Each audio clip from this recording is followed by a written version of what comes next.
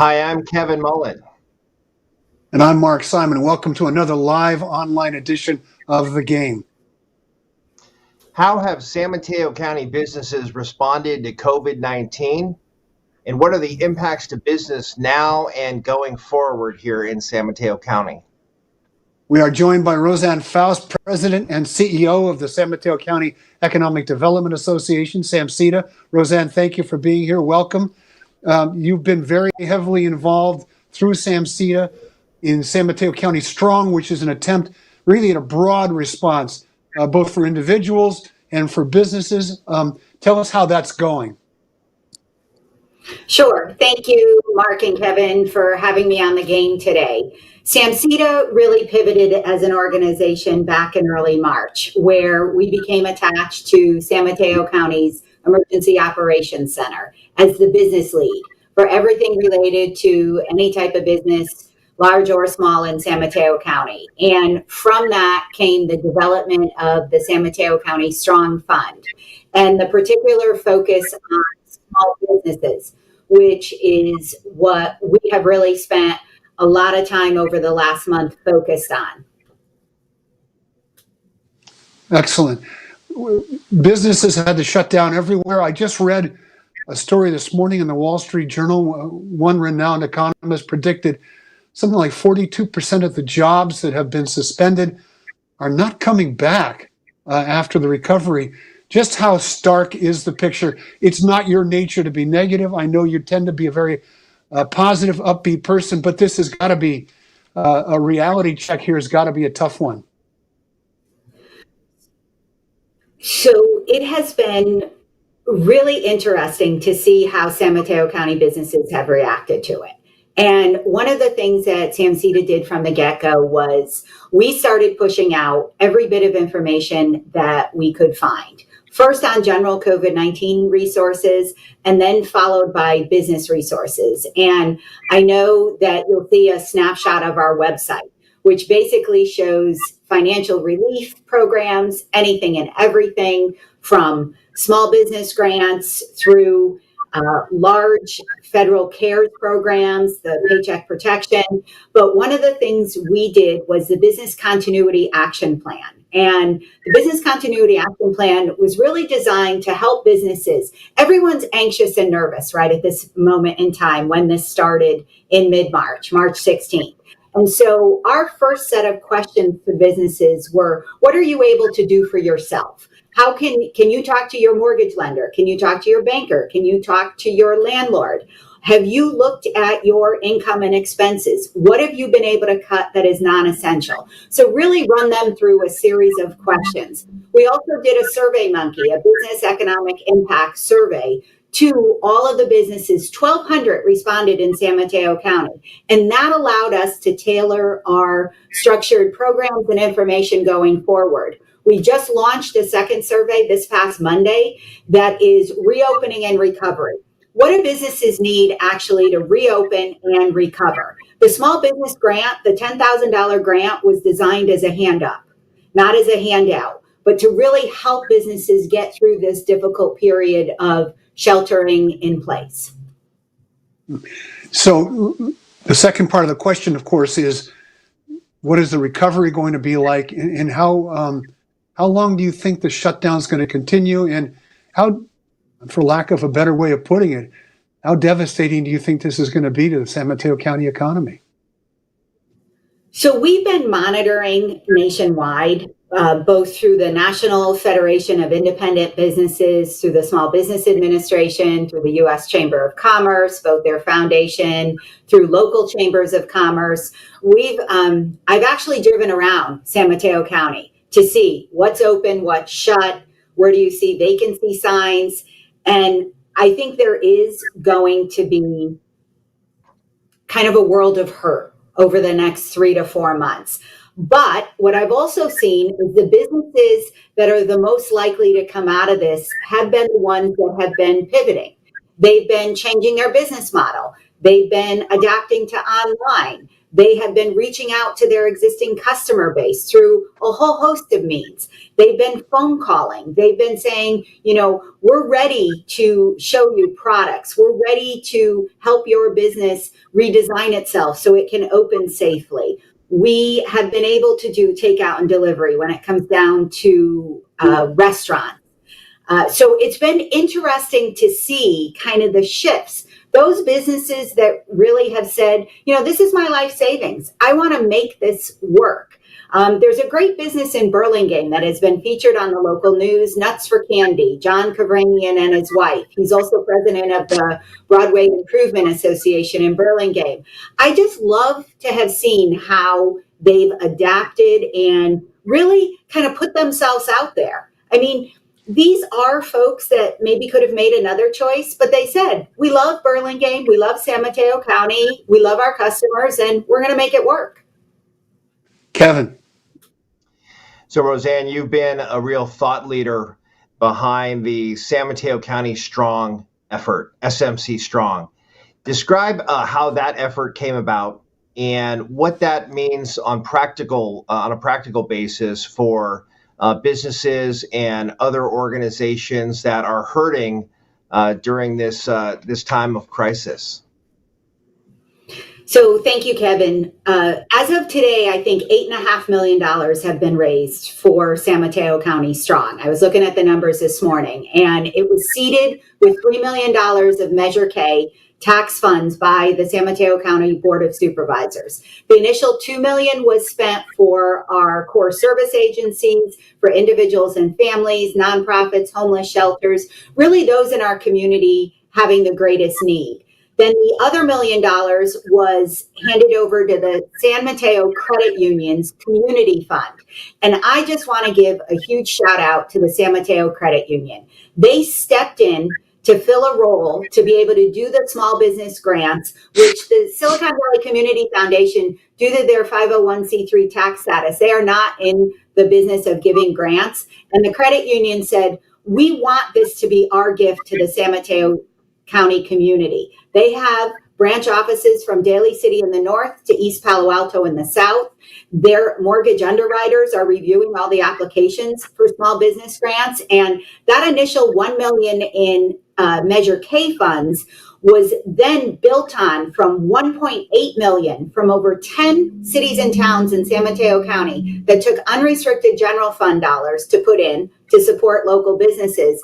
Then we raised over another $500,000 from foundations, and the list is ongoing. Plus, there's been efforts to raise money for nonprofits, for childcare, for Samaritan House and Life Moves, and all of these entities that really shore up our community infrastructure. I noted in my column today in the Daily Journal that there was a huge amount of change taking place, a huge amount of growth. You're very familiar with this, as is Kevin. And in some ways, the pandemic, the quarantine, the shelter in place almost stopped that in its tracks.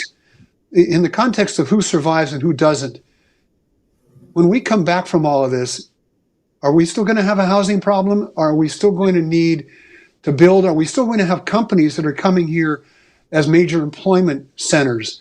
Or are they going to find, I read the other day, Twitter may decide not to have any of its employees come back to the office.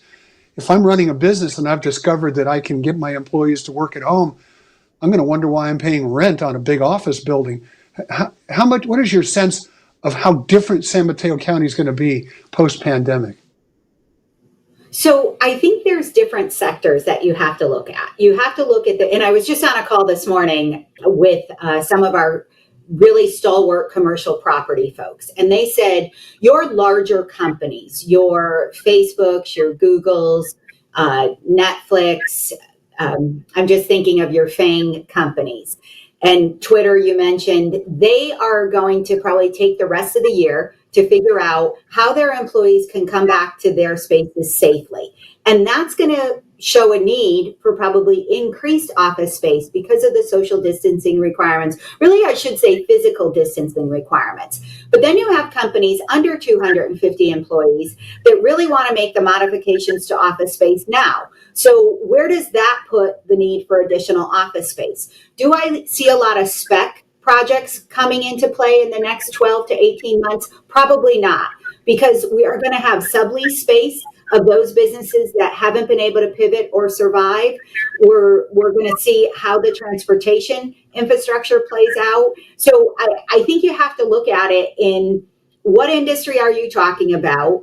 How are they going to adapt to the physical distancing? How are they going to be able to service their clients? How do cities adapt? Because we are used to working in less space. One of the industries that I think is going to come out of this very strong is biotech.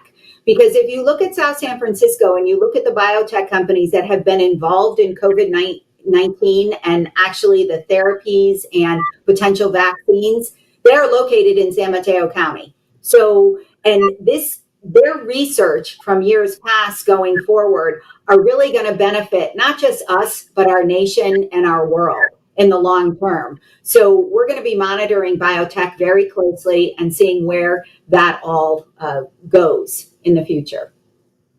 Kevin.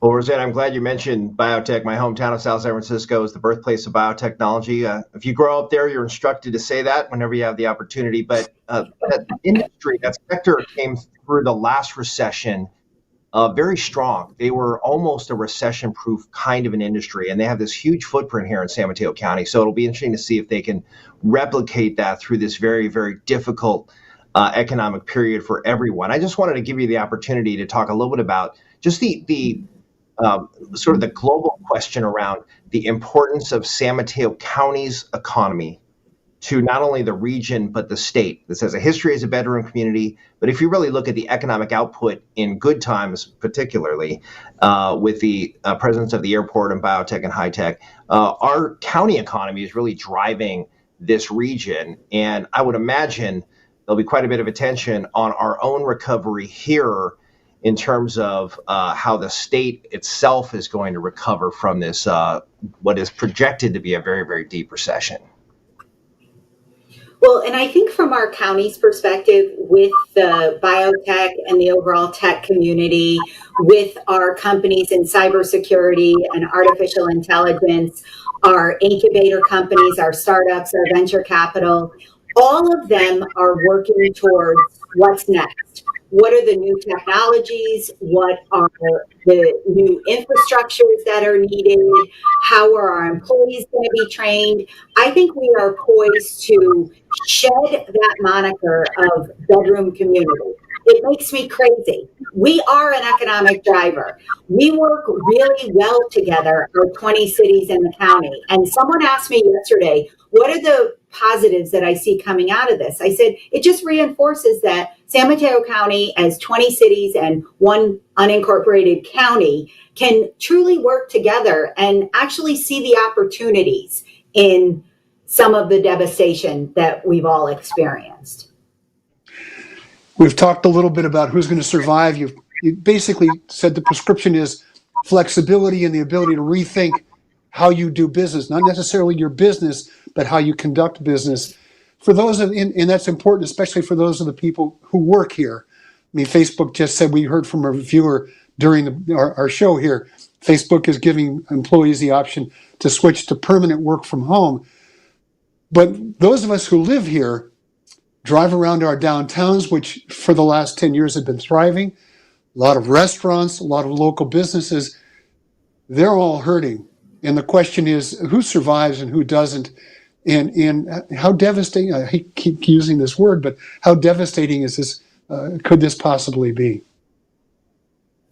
Well, and I think, and Mark, you touched on it in your column in the San Mateo Daily Journal today about, people complained about the traffic, the lack of parking, the inability to kind of move around your community. And yet during the last 2 months, I mean, I've driven through most of the communities and it is so quiet and it gives me pause. So what I've tried to do as a resident of San Mateo County is make sure that I order takeout or I go and, shop, look for the online local community stores, really focus on how can I, as one person, support my local businesses up and down the peninsula, where do I shop? Where do I buy things? How can I access them? How do I make sure when things do start to reopen that I continue along those paths? And I think when you have 750,000 residents in San Mateo County, I mean, many of our small businesses have relied on the office workers and the tech folks and our county or city governments. And so making those people that are going to come back to the offices feel safe and comfortable and wanting to come back into stores or pick up food or order things online. I mean, I think it is important for all of us to recognize that we need to support local. I've always been a champion of small business, local shops, local boutiques, local restaurants. And I think we have to kind of actually ramp it all up because there's a lot of folks out there that you want to survive. You want these restaurants, and working on the legal pieces of allowing businesses to open. So what are the constrictions regarding city rules and regulations that could possibly be loosened? So you allow more to open up safely, and that will attract folks to retail, restaurants, or whatever. Kevin, the last question. Office at the California State Capitol. And if there was one thing that the state of California could do to better support the business recovery in San Mateo County, what might that be? What might that look like? So one of the things, Kevin, and I've really appreciated, and you have done this in the past, you have worked when there have been state funds available that you give them to the local players that know how to disperse them effectively. And that's community development block grant dollars, it's childcare related, it could be housing tax credits, whatever it is. So it's not a state program coming down to apply on a local level. It's actually giving us the tools, financial and otherwise, to actually implement things that work for our particular community. And I really appreciate that you think like that, because you know that the folks on the ground, folks like me at SAMCETA, our city economic and community development professionals, our Chamber of Commerce, we know who needs what. Our second round of questions and survey questions have to do with what is it that you need as a business to open? Do you need online skills? Do you need marketing skills? Do you need volunteers? Do you need financial or HR resources, things? So if we're able to develop those with whatever the state gives us, because it is not a one size fits all in California by any way, shape, or form. And San Mateo County is unique, and we tend to be ahead of the curve. Roseann Faust, thank you so much for joining us here on The Game today. And thank you for all the work you're doing. A lot of people have benefited from the funds raised through San Mateo County Strong. And it's really very thoughtful of you and very, very much a leadership effort by you to make that happen. Thank you for being with us. I'm Mark Simon, and thank you. Yeah, I'm Mark Simon, and thank you for joining us here on The Game. I'm Kevin Mullen. And we'll see you next time online. Stay tuned.